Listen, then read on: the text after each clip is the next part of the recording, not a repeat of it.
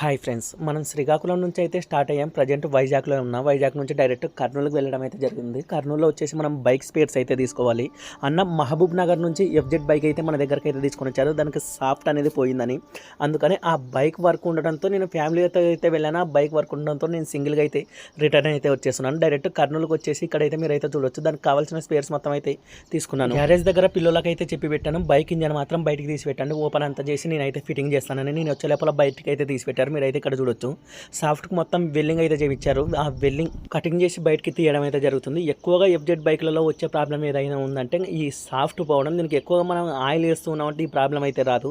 Spray use చేయడం వల్ల ఎక్కువగా వస్తుంది. దీనికి ఇంతకుముందు వెల్లింగ్ చేయించినప్పుడు అక్కడ ఉన్న ప్యాకెట్ ఆయిల్ సీల్ కూడా పోయింది. అది పోవడం మంచిదే. అంత త్వరగా నెక్స్ట్ అనేది సాఫ్ట్ అరగదు. ఎప్పుడైనా కూడా మనకి ఆ ప్యాకెట్ ఆయిల్ సీల్ పోయినా కూడా మొత్తం ఇంజన్ అయితే ఓపెన్ చేసి నీట్గా అన్ని స్పేర్స్ కడుక్కొని ఫిట్టింగ్ చేయడం అయితే జరుగుతుంది. ఫిట్టింగ్ చేసిన వీడియో అలాగే ఓపెన్ చేసిన వీడియో కూడా నెక్స్ట్ పెట్టడం జరుగుతుంది.